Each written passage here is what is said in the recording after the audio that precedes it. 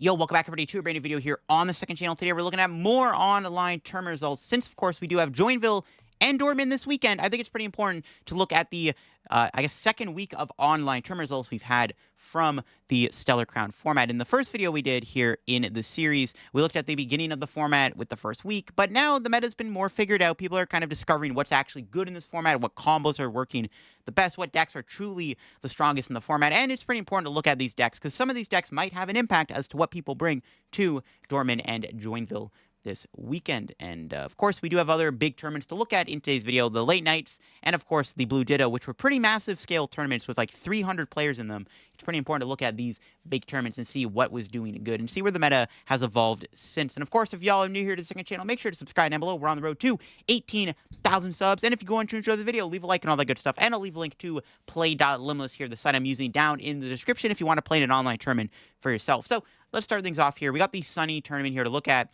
The winning deck was Quad Thorns. Now, I think Quad Thorns definitely is an interesting spot. I, of course, just did my tier list video for the upcoming weekend here of tournaments, but Quad Thorns, I think, is honestly kind of like, it's not a bad spot right now. Decks are not as prepared for it. There's not as much cologne going around. Like Drago's been cutting cologne, Charizard's been cutting cologne. I think that Iron Thorns is honestly not in a bad spot right now as the annoying disruption deck that it is. It's just, it is what it is type deck. You know, you hit the good matchup, you hit the bad matchups, you just kind of do your thing. You win games because your opponent bricks, you win games because you cheese your opponent out. And with the way the meta's going right now, especially in a format where people are just trying different things out, it's a bigger advantage for Quad Thorns. I'm not surprised to see it win. Then, of course, it was able to beat Snorlax in the finals, which is impressive, because if Snorlax can mimic you out 3 times, you just win the game on the spot. But Snorlax doesn't really get to function when, of course, Quad Thorns doesn't let them use Rotom, right? So that's kind of the big deal. But Snorlax also does good in online tournaments, just because it's Snorlax. Like, the online tournaments have less experienced players in them, which means they're not going to know really what they're doing against Snorlax as much. Like, it's different than a regional setting, you know what I mean? Plus, spoiler alert, Stall Control has been doing pretty good right now recently, the past week, so it's important to look at this. But yeah, Snorlax is a very strong deck still, and even though it does good in online tournaments, it's still like a deck to like be feared. And I think there's still going to be a good amount of Snorlax and Control representation at Joinville and Dortmund. We got a Charizard deck here in top 4. This one does play 2 Cologne, so surprisingly enough, this Charizard deck is like super tech for Control with double Cologne and Dusknoir.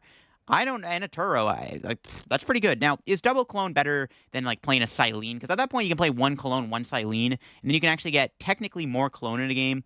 I'm not sure I like double Cologne over like Silene Cologne, but I mean, it gets the job done. I guess it's better into Quad Thorns, because then you have naturally 2 Cologne in the deck. Try to get a Charizard out into play. Yeah, there's a lot of Charizard, spoiler alert, in this video. Also, in fact, this tournament had a lot of Charizard in top 8. We do have a Drago in top 4. Drago just has been kind of falling off in popularity, but it's still a very powerful deck. You can see this Drago list does not play the Canson Clone, not playing the Goodra either. We might be able to look at another interesting Drago list here in a upcoming tournament we'll look at soon. But Drago, it's still really strong. I think it's one of those like underrepresented decks in the meta right now, which I think is like kind of a good thing for the deck. We got another Zard here in top 8. This one does play a Devo. No Briar, though. So just not bothering Briar. Just like, nah, I don't need Briar, man. Does play a heavy line in Charizard, too. Because a lot of the Zard lists are now cutting down on the Charizard line. Like in this build here, we see this one is a bit more different. It's actually a Great Tree Charizard deck. Now, Great Tree is another ace spec that I feel like a lot of people are really like sleeping on. It's definitely an ace spec that is maybe not slept on, but maybe just underrated, and there's a lot of possibility for it. Now, I think one of the best ways to play it is with Dusknoir, because it just allows you to get a Dusknoir to play like for free pretty much, which is broken. And this Charizard build is just trying to spam Dusknoir. I think there is something to the idea of like a heavy Charizard Dusknoir line, because when you're playing the thin line of Dusknoir within Charizard Pidgeot, you're not getting the Dusknoir out as often. It's a little bit more slower. But when you're playing a heavy line of it, you're just constantly spamming Dusknoir. And Dusknoir is just a really broken card right now in the format. And there's a reason why everyone's trying to make it work with like random stuff. And I think that Charizard is another card that really can benefit from Dusknoir. We just have to figure out a good 60 for the deck and kind of just figure out a broken list to make this deck actually work. Because I think there is some potential for the idea of a Dusknoir Charizard deck within our current format. So definitely some experimentation there. We do have Miraidon top 8. Miraidon I think is interesting because at the beginning of the format, everyone was playing it and it was doing really good because everyone was trying out Miraidon with Area Zero and Mewtwo. Like, it just felt like a naturally just really good upgrade to the deck. But I think as time has gone on, Miraidon slipped off in popularity. It just struggles into a lot of the big turbo deck or the big basic decks, even like Raging Bolt and Moon, but also struggles into like Zard, and I think Dragapult is kind of bad. Like, the only matchup I can say Miraidon probably beats is Lugia, but even then, Lugia is not really as popular right now, and I think that's bad for Miraidon. I'm not surprised to see Miraidon take a bit of a dip from its first week of results that we saw, because people just realize the deck's just kind of mediocre. It's fine, it's good, it's still Miraidon at the end of the day, but it's just like, there's just better decks you can play, and it also just struggles into some of the big decks right now, which is a big issue. And then finally, we got Terapagos here in the top 8. Now, Terapagos, Dusknoir, Pidgeot. This is a deck we are going to be talking about quite a bit in this video. Spoiler alert, this deck is gaining a ton of hype right now, and it's all thanks to some of its online term results that it's been getting.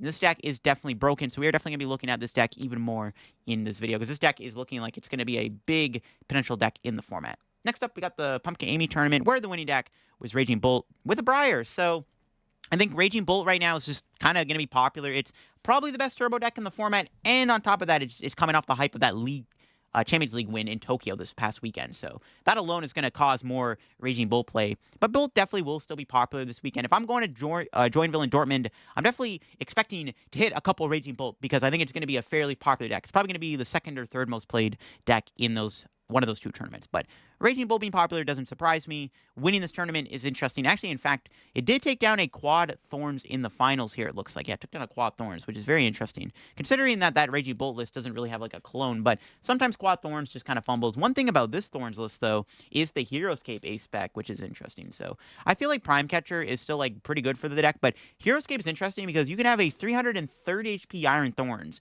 which is kind of scary. That's that's pretty darn good. So maybe it's worth trying out a Heroescape in Thorns, especially with Arven in the deck. You can already like easily find the Heroescape. So maybe there is some potential for like a Heroescape Quad Thorns build. But the problem is then you can't put future booster caps on your Thorns, which makes it a little bit worse. So that's kind of the downside of playing that. But I mean, yeah, cool stuff. We got a couple more Bolts in top 4.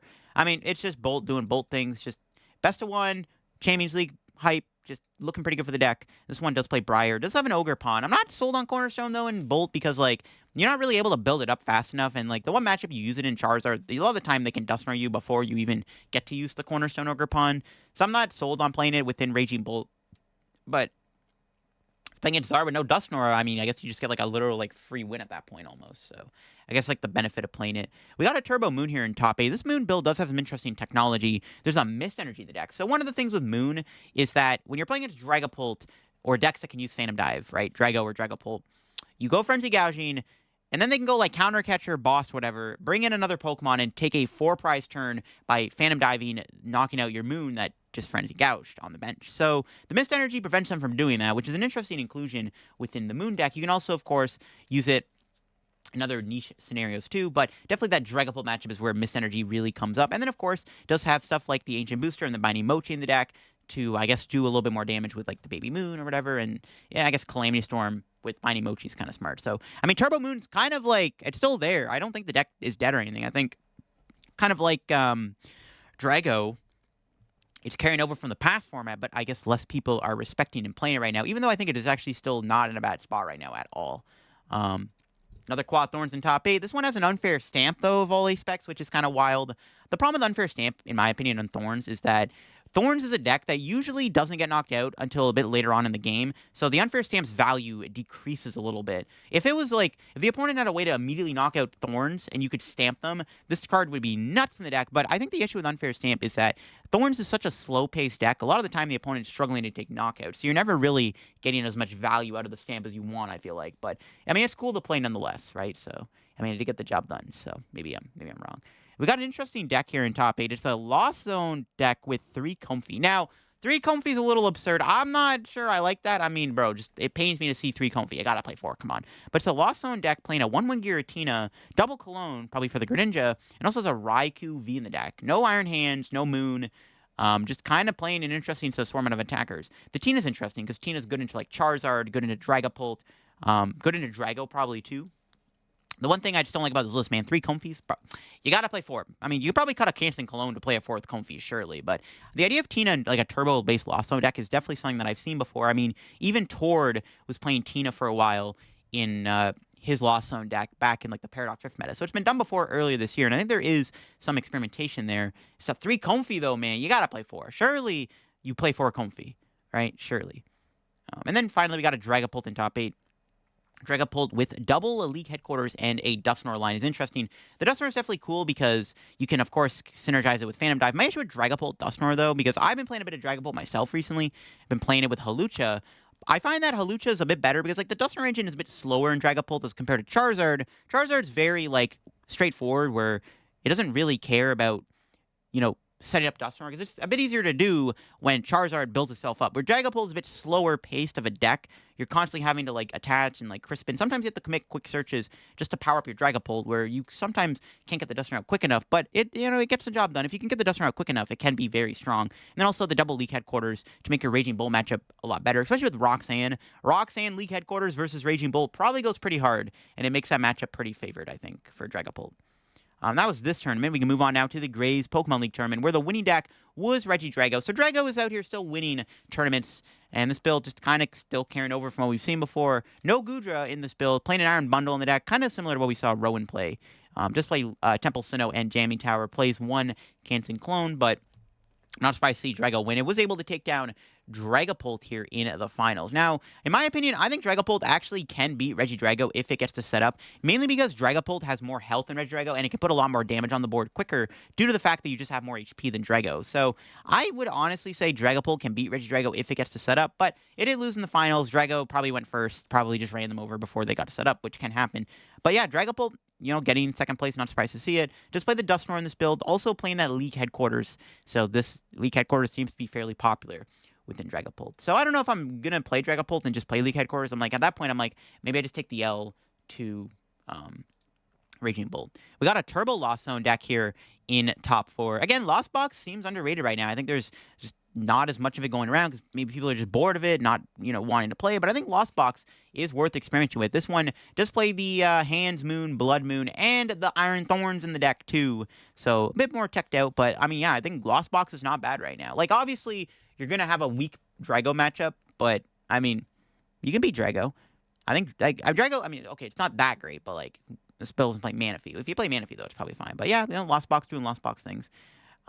We got another Dragapult in top 4 here. This one does play the Hawlucha and the Radiant Alakazam, not playing the Dusknoir line. Does have that League Headquarters too. So yeah, League Headquarters very common right now within Dragapult Pidgeot. And yeah, there you go. All right, we got a couple Guardies here in the top 8 of this tournament here. This one is going back to the Devo build. Probably the way to play Guardy right now is with, like, Devo. With all the Dragapult going around, Drago still existing. I mean, it makes sense to play, like, Devo and, like, Cresselia and stuff, Double Monkey Dory, instead of, like, the Turbo Guardy list we saw Henry Chow win Baltimore with. Another Guardy here in the top 8 we can look at. And this one probably is very similar to the one we looked at. Okay, maybe not. Yeah, this one actually is the Turbo build of Gardevoir with an interesting inclusion of Calamitous Wasteland in the deck. Interesting. So I guess you kind of like go like Counter Catcher, Wasteland, Trap Fez, or Squawkabilly, and then you like spam Screamtail or something. That's probably the logic behind the Calamitous Wasteland. That's an interesting tech card to play in Gardevoir. Yeah, very cool. Because you don't really mind Calamitous Wasteland because like Gardevoir's ability lets you retreat pretty much all the time anyways, as long as you have the energy in the discard pile. So cool stuff. Yeah, Turbo Guardy looking like it's still good. Yeah, both builds of Guardy seem fine. We got another Dragapult in top 8. This one is Zatupult, however, not Pidgeapult.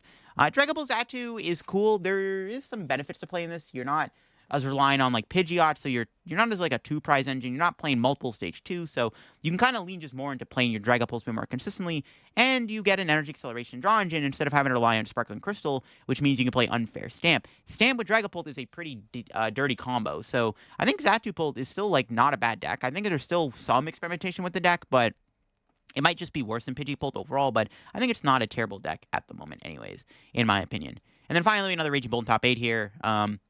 Bullet Briar, yeah, we've seen it all before.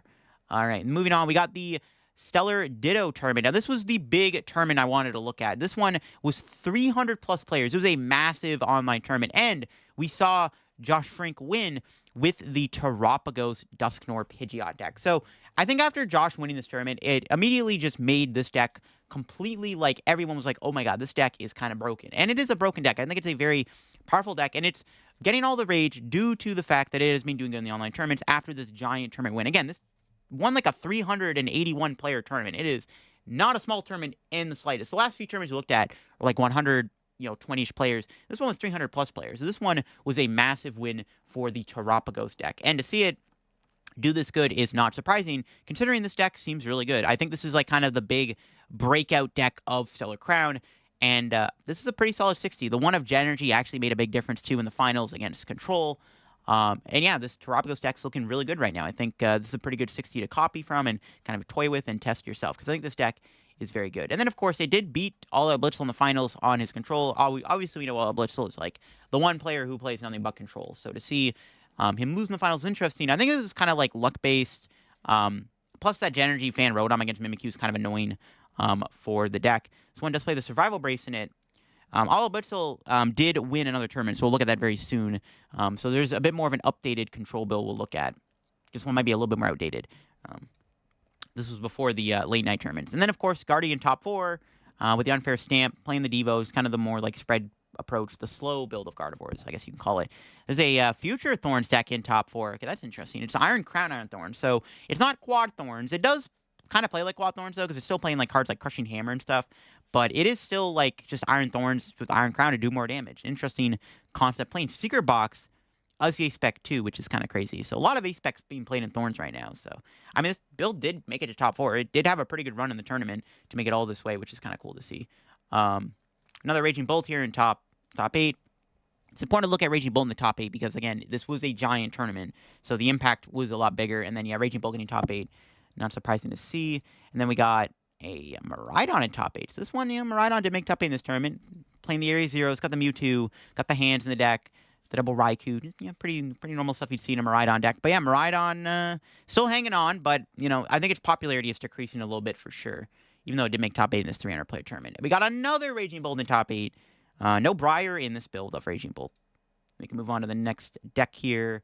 Finally, we had another Control in top 8. So 2 Control decks in the top 8 of this 300-plus player online tournament. Control, I think it's starting to come back in the format. Now, this Control is a lot different than what we saw all of Blitzel play. This one is the Luxray EX build. So Luxray EX trying to like remove cards from your opponent's hand. Trying to be a bit more of like a hand control deck as opposed to like trying to remove resources or exhaust resources from your opponent by like spamming stall tactics at them, where instead you're actually actively trying to remove cards from their hand with Luxray, which is interesting. So there's some potential for a Luxray control deck to do well. This one's probably a lot harder to play, though, than like the normal control deck, because there's more going on, and there's more lines you have when you have a Luxray EX in the deck, right, as opposed to just like putting Mimikyu in the active and stuff and like praying.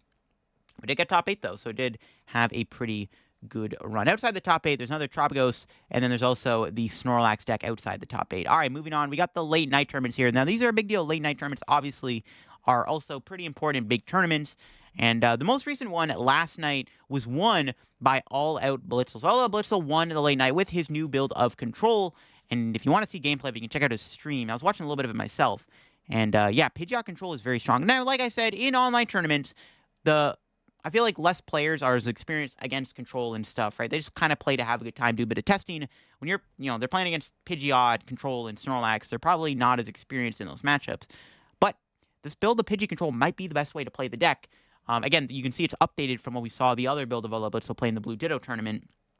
This one is a bit different. There's more things in it. We see the Terapagos is like the big addition of the deck, because Terapagos does allow you to kind of attack into Lugia. That was like the idea behind the Terapagos, is it's there for the Lugia matchup. You can chase Cinchinos for 1 double turbo energy, and you have 230 HP, so you can't get KO'd by Tempest Dive in return, which is kind of the idea behind playing the Terapagos. So it's an interesting inclusion within the Control deck here. And I think Control is really just in a good spot right now in our meta, and we saw All Out Blitzel win the tournament, was able to beat 2 Regidragos, obviously beat Snorlax. So Snorlax is like it's a complete auto win. Yeah, just Control is really strong, and if played by the right player, I think it can go far. And I think we are going to see Control do good this weekend in one of these 2 tournaments, Joinville or Dortmund. It was able to beat Charizard in the finals. It was kind of interesting, though, because this Charizard build does play the Dusknoir, also has the Devo in the deck, which can make a difference, but Notoriously, Charizard does have a bad control matchup if played well by the control player, and I guess they also don't like have really bad bricky hands. Usually, Charizard loses to control most of the time, right? As long as the control player gets to like play the game, usually Charizard loses to control, and that's like one of the good things with playing control right now is you have a good Zard matchup. There was Quad Thorns in top 4 here with double Cologne, but yeah, if you want a good Quad Thorn 6 is probably the way to go. Similar to probably what we saw from Worlds. Let's play a Devo in the deck to try to help a bit more into like Dragapult and Charizard and stuff, but not surprised to see Quad Thorns do this well. Once again, then we got a Drago in top 4. Although Blitzel did play against this Regidrago and was able to kind of like, I think it came down to like the Legacy Star getting a really bad hit or whiffing an Energy Switch or Drago at one point in the game allowed Blitzel to win, and then of course the ability of like late game Sob once you run out of Prime and Switch. Pretty big in that matchup. And then we can look at the Snorlax here in top 8. Snorlax with the bellowing fans, just straightforward Snorlax deck. Could have went either way for Snorlax probably in the finals if it made it that far. Then there was another Pidgeot control in the top 8. And this one is similar to what Blitzel is playing, kind of the similar Pokemon lineup. The Tropico, Sandshrew, triple Mimikyu. Everything kind of the same here from this Pidgey control deck we saw. But yeah, Pidgeot control making rounds. There's a lot of control in these online tournaments. And like I said, it is due to maybe some of the players not being as experienced against the deck, kind of throwing when they shouldn't be throwing. Like that's one thing I've seen with this deck is a lot of the time when I'm watching players play against control in online tournaments, they tend to throw pretty badly because they don't know how to play against the deck properly. And that's a big advantage as opposed to a regional setting where maybe it's a little bit harder, especially in best of 3.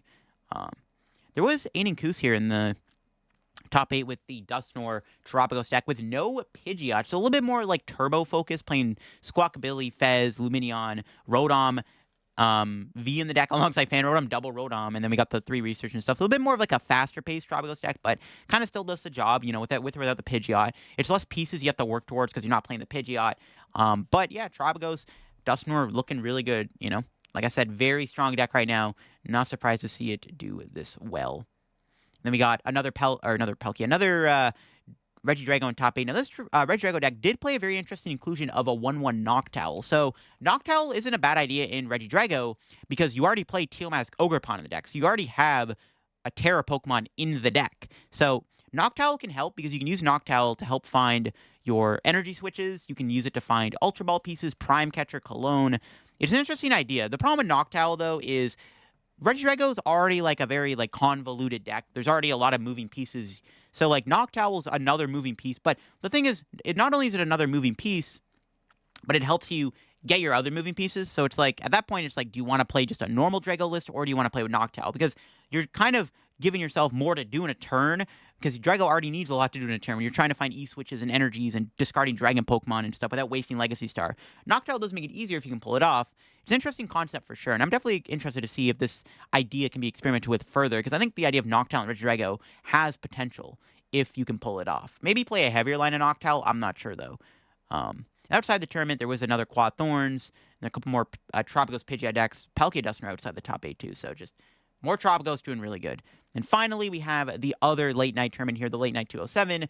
And this one was once again won by another stall control deck. It was Snorlax this time around with Sandshrew, which I think the Sandshrew does make the Pidgeot matchup a bit more harder for Pidgeot to win. But yeah, Snorlax control, stall, whatever you call it, just really good, really strong deck. Winning these online tournaments. Yeah, stall and control has had a pretty good week. Now, will this translate to good results in Dortmund and Joinville? Probably. I want to say, like, yeah, because everyone's just trying out different stuff right now. Like, they're not as respecting Snorlax as much, and Control just kind of gets to thrive. Plus, if Drago and, like, these aggressive decks are starting to fall off, like Turbo Moon, for example, it's better for Snorlax overall, I want to say. We had a Guardian in the finals here, did lose to Snorlax. This Guardian build did play the 1 Turo, but 3 Dark Energy I don't think makes much of a difference. Yeah, the matchup is just kind of close for Gardevoir. If the Gardevoir player can play well enough and draw well enough, it is possible for Gardevoir to beat Snorlax, but Snorlax usually can out-resource Gardevoir fairly easily at that point. And then we had another Tropicos Pidgeot on top 4. Like I said, this deck is doing really good. Now, this one does play a little bit differently from the other builds, though. There's no Dusknoir in the deck. It's a bit more of a tank build, actually. I guess that's one thing to note. It's a bit more of a tanky build. But Tropicos, just with Pidgeot, still good. The tank build is a bit more, like, not fragile, but a little bit less, like, it's less checkmatey, if that makes any sense. There's no Dusknoir in the deck, right? So, but, you know, Tropicos definitely, with Pidgeot tank build, definitely looks pretty good, and not surprised to see it do a top 4 run here. We see another quad Thorns in top 4. Thorns also doing really good. As you saw, there's a lot of Thorns in this video we've looked at so far, so Thorns has been on the rise. And again, will all this quad Thorns, Snorlax propaganda in these online tournaments, will it translate to good finishes in Joinville and Dortmund?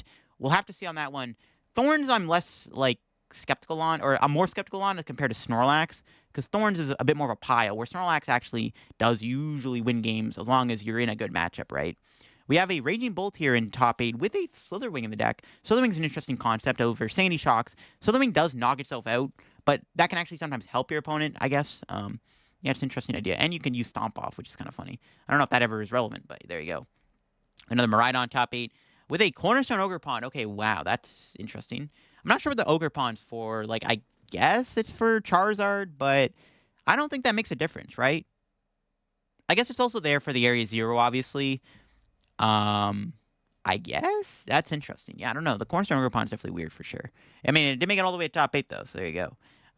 Let's see. In this top 8, we also had a very interesting deck here. We have another control, but this one's a different control deck. It's a Bouffalont control deck. So this is an interesting idea. So this Bouffalont here has an interesting attack.